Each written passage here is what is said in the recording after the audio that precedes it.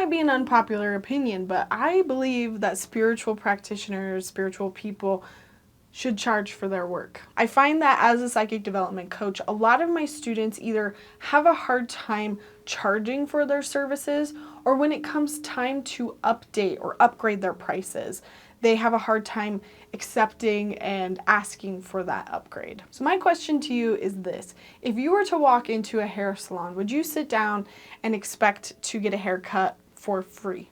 I mean, don't get me wrong, some people are like that, but most of us are not expecting that. Most of us are totally okay paying a certain amount of money for that service in return. So where do we get the idea that spiritual services should be free? You know, I would argue that some of it comes from society and society's expectations around religious practices.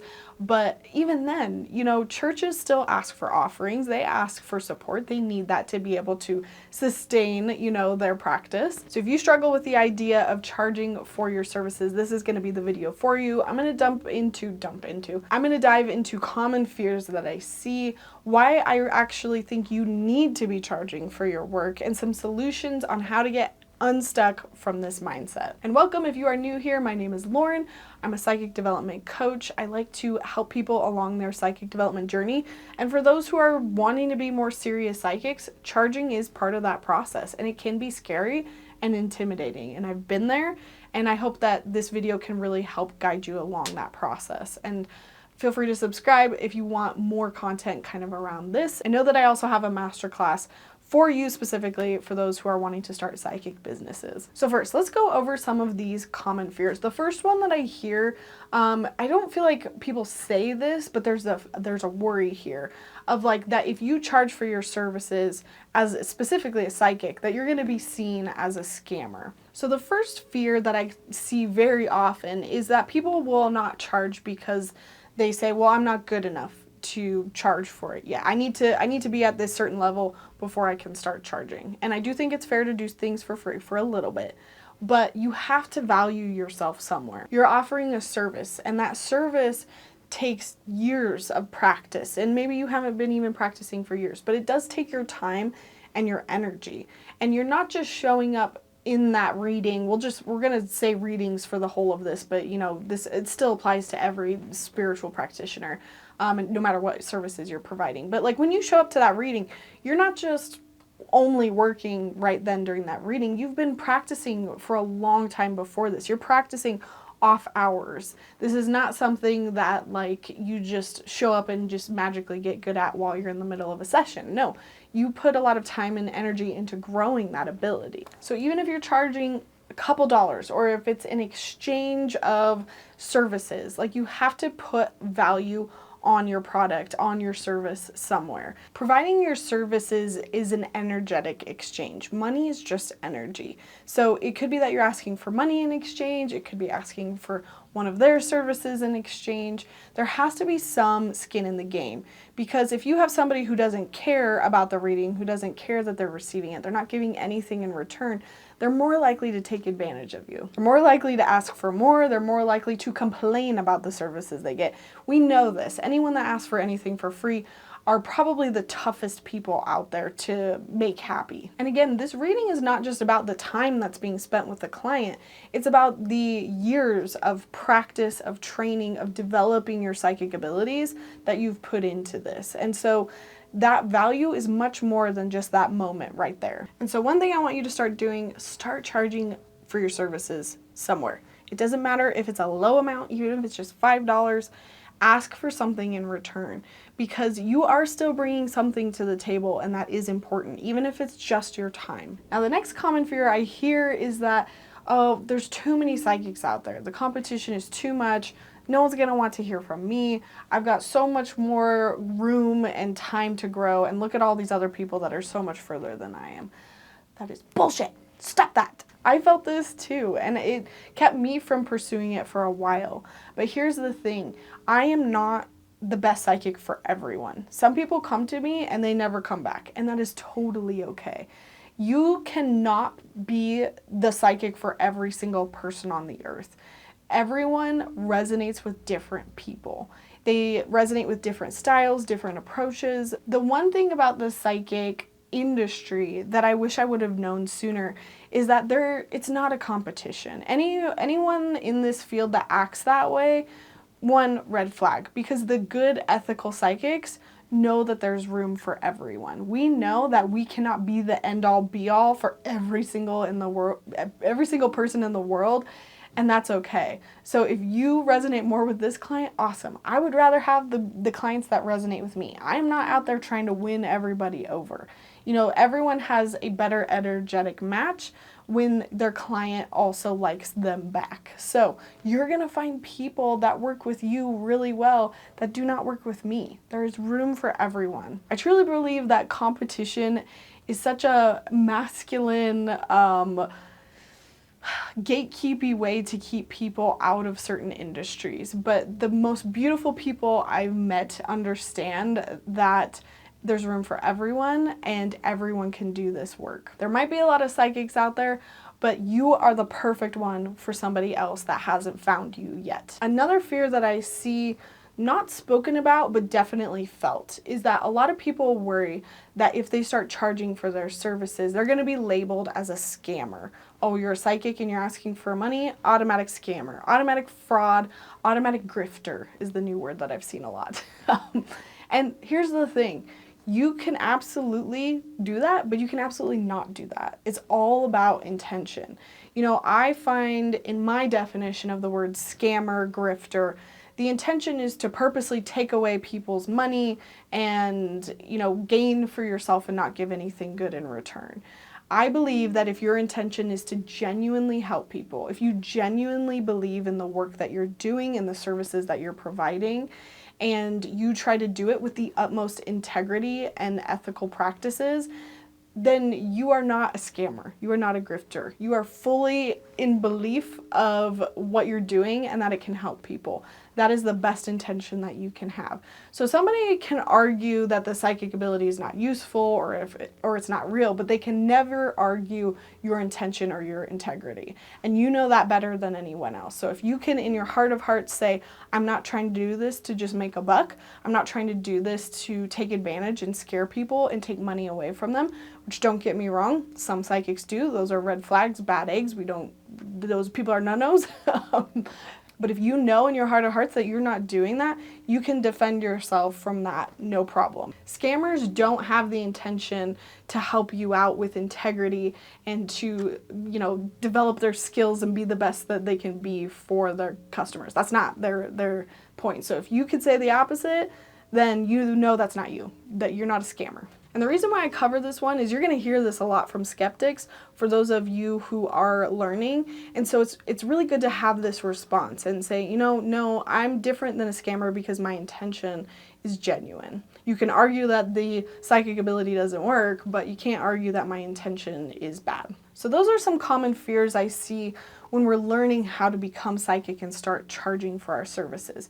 But I would actually argue here's why you need to. So not only do we know that, charging is an energetic exchange, we have to ask for that person to put some skin in the game. Because if they don't value it, they're not going to show up and be the best client that they can be either. Even by asking them to contribute a little bit of money, they have to say, do I want to give up my $5 in order to get this thing in return?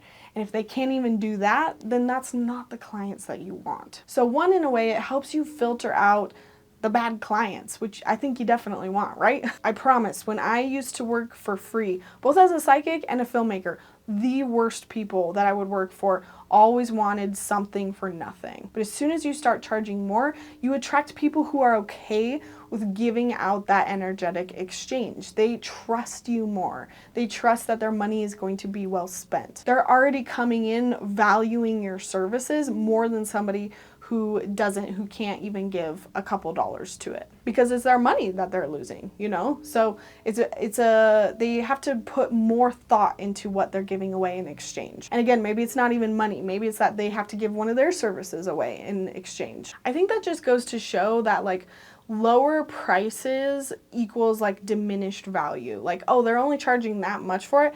It must not be that good. So if someone is willing to charge more, we look at it and we say, wow, that's an investment. That's serious. That must mean I'm getting something out of it.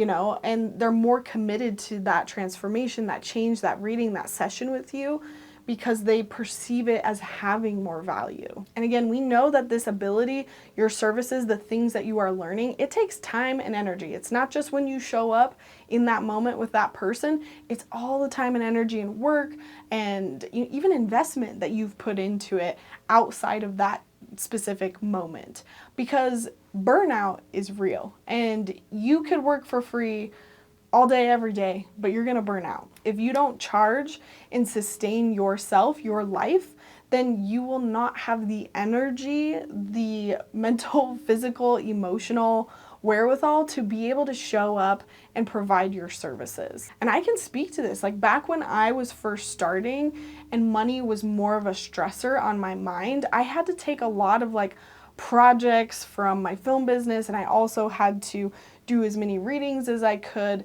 and I was wearing myself out because I was only getting so much in return, and I was doing a lot and wearing myself into the ground. I was draining myself, and I was not the best psychic that I could have been had I been charging more. If you can't put food on the table, if you can't take care of your mental health, your physical health, your emotional health by just taking care of your basic needs and making sure that it gets covered, you're going to find that you're not going to be able to show up and be the best, practitioner that you can be. Now, this doesn't mean you have to make money solely off of your psychic business.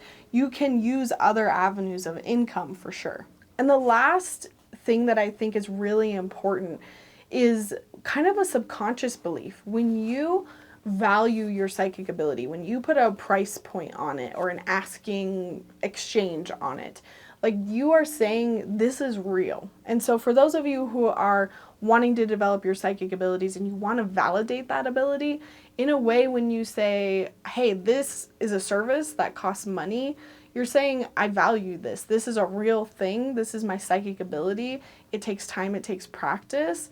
And when you value your psychic ability, it grows. When you acknowledge the worth of your psychic ability, you will make aligned decisions around your pricing as well. When you value the worth of your psychic ability, you strengthen it. And the more you can build that confidence and connection to your psychic ability, the more your service will have value. And for those of you who are doing this and are kind of ready to upgrade to that new level of I'm going to charge a little bit more, I will say from experience that the more I raise my prices, the more I feel like I can take the time to really give that person the best version of me, because I'm not so over busy and overworked, doing a million readings.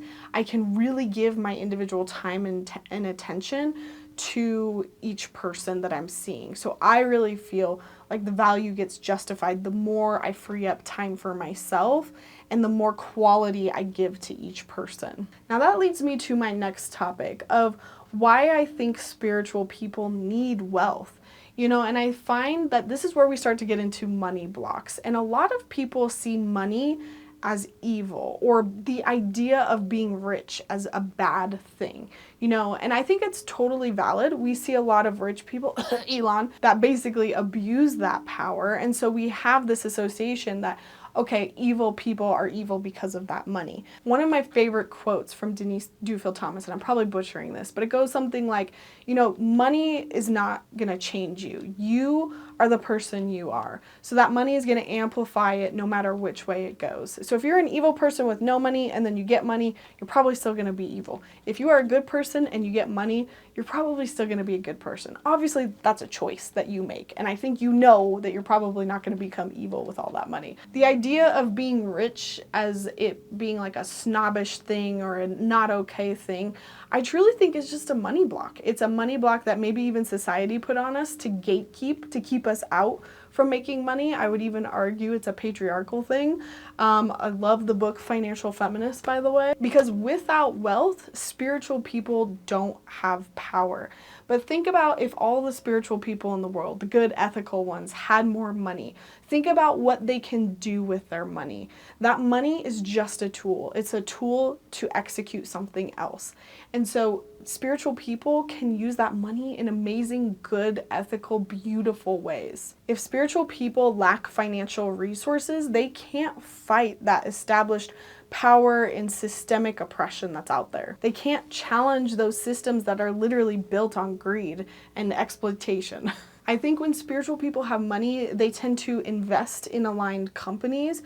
Not all the time, but absolutely they can. I feel like, we're more likely to support sustainable groups and companies and just like help support communities and projects that are good for people and the earth. Financial freedom really gives you the time, the energy to focus on your calling, on your purpose, on your business, on your mission, on your clients, without being so stressed about finances in the background. And again, I've been there, I've done that. I'm for the most part clear of it. I don't want to say like I'm where I want to be yet, but I've seen much harder days, and I love that this work has been able to support me so that so money is not just this nagging thing back here that makes me not show up and be the best that I can be. Money is just a tool. It's neutral and it amplifies whatever already exists. So hopefully by now I've either convinced you or you're like, okay, cool. What can I do to kind of like be better about shifting this mindset? So let's go over some tips. First one being,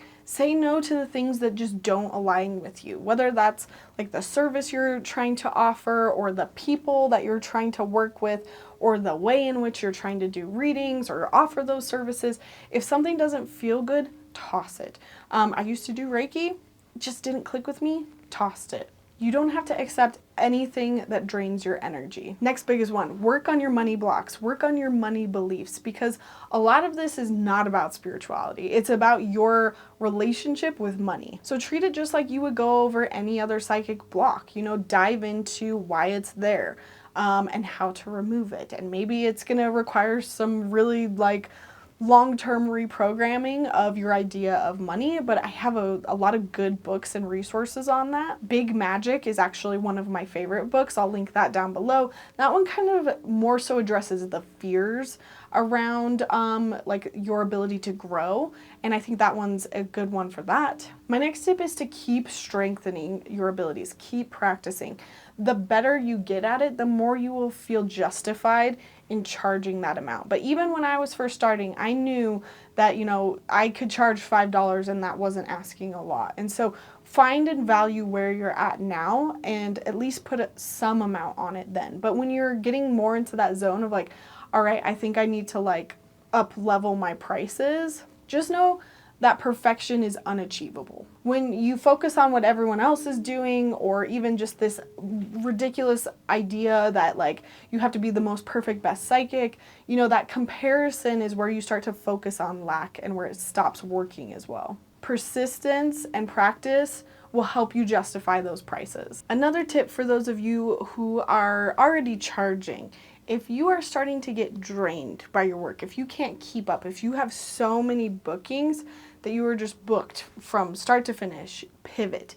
Either by, stretching out, how much you're doing in a day, or even by bringing up your prices. I've found in the past that when I get overwhelmed, overburdened, when I have so many readings, either I lessen the amount that I do per day, or I raise my prices. Another thing to consider, focus on passive income. Focus on multiple avenues of income. It's so important to notice kind of where you're bottlenecking yourself. Anywhere you can do less and make more is gonna help you sustain that long-term growth. Another one of my favorite books is Chillpreneur by Denise Duffield Thomas. That's a really good one to check out if you feel like you're working a lot and it's not so much that, you're struggling to charge, it's more just how do I get to that next level? Because I'm draining myself, but I still need that money to come through. There's a lot of ways you can pivot and make money in other ways as well. And again, I go over all of that in my masterclass course, as well as give you additional resources for knowing how you can come up with other avenues of income. My next tip is to ask, with everything you're signing up for, what am I sacrificing and what am I getting in return? And that's not always a bad thing. When you do a session, you are obviously sacrificing your time and the energy it takes to do that. But what are you getting in return? I'm getting $60 for that. Is that worth that time that you're giving up and that energy you're giving up. And that's a really good way you can price yourself out and also realize, maybe I'm not getting a good energetic exchange in return for this and I need to change what I'm doing here. And my last tip is to practice having an abundant mindset. Money is not just abundance. Abundance can be experienced in so many ways, in your relationships, in your day-to-day practice, in your experiences, the opportunities that come your way. When you practice gratitude, when you are grateful for all of the abundant opportunities that you get in your life, what you say is, I see and I appreciate all the abundance, all of the opposite of lack, all of the good things that I've got. And the more you focus on that abundance, the more you attract it. Because lack only attracts lack. If you're always focused on what you don't have, what's not working, then you're just going to attract more of it. Practicing abundance mindset shifts you out of that lack mentality, out of scarcity mentality, and into allowing more of that flow to come in. Get Rich Lucky Bitch is another book by Denise Duffield Thomas. I actually think this is a really good one for just basic money mindset. And it's also really good at just talking about the principles of abundance as well. It kind of hits like two nails in the head. It also kind of teaches a little bit about manifestation. So I love that book. Deepak Chopra, he also has a 21-day meditation challenge. If it's available on YouTube, I'm going to link it here. If not, I will just put a link to go purchase it somewhere else. But I feel like you can find it free in some places. And he leads you through meditations, but before each meditation, he speaks to what abundance is. That was super pivotal for me in taking that little 21-day meditation challenge. And just practice this in little ways throughout your day. When your friend offers to pay for your coffee, don't get all like, no. Don't focus on rejecting the abundance. Start accepting that abundance. And it might not even be money. When people compliment you, when they hold the door open for you, it's accepting the abundance, it's accepting the good. One of my favorite ways to start shifting that mindset is to start practicing a gratitude journal. You can every night at the end of your day write down 3 things that you're grateful for. What I used to do is I used to put a piece of paper up on my fridge. I really need to get back in this habit, but I wrote down everything that was good that happened to me, all abundance, not just money. I got a refund on this one thing over here. My son got accepted into the elementary school we wanted. Awesome. It doesn't always have to be money. I have these little notes around my house in multiple places. I have one right up behind the camera. I'm so happy and grateful now that money comes to me in increasing quantity through multiple sources on a continuous basis. When I printed those out, I did not have money increasing in multiple sources. Now I do. Now I have multiple avenues of income. They're always increasing. I know this because I do my taxes every year and I see that increase, and it's continuous. I have more financial freedom than I ever did. I'm able to pay for 2 trips this year. That's just impossible, in the mindset of me a couple years ago. And this isn't about me bragging about how much money I'm making. It's me trying to encourage you to understand that money is just energy. Money is neutral. It can help you lead a more financially free life. It can help you free up the space to connect to your intuition more and be a really good spiritual practitioner through others, because you're taking care of you first. You are filling up your cup. You are using those finances to take care of yourself and show up and help others. So if you experience any limiting beliefs around money or why you can't charge or any of this that we spoke to today, I want you to share it down in the comments below if you're feeling brave enough, because chances are you're not the only one who's thought this way. And let's help each other out in the comments down below and give each other resources. And again, know that my Patreon group is a place that you can come, get monthly membership from me, and tap into our community and really air these concerns. We once a month get together and chat with each other, and it's so nice to know that you're not the only one going through this, and you can brainstorm and get ideas for how you're gonna charge more or pivot or, better your skills so that you feel like you can charge more, And if you have any questions, feel free to leave them down below. And remember, practice abundance, practice working towards reframing that mindset, because The more you get out of that lack mentality, the more you open the door for more abundance to come in, money or otherwise. Practicing gratitude signals to the universe that you have enough, and then you will have enough. I mean, coupled with hard work as well. It's not all just gonna fall into your lap magically. I'm not one of those woo-woo people. So thank you all so much for watching. Let me know if you have any questions down below. Feel free to give this video a like if it helped inspire you. Share it if you want to as well. And I will see you in my next one. Alrighty, bye.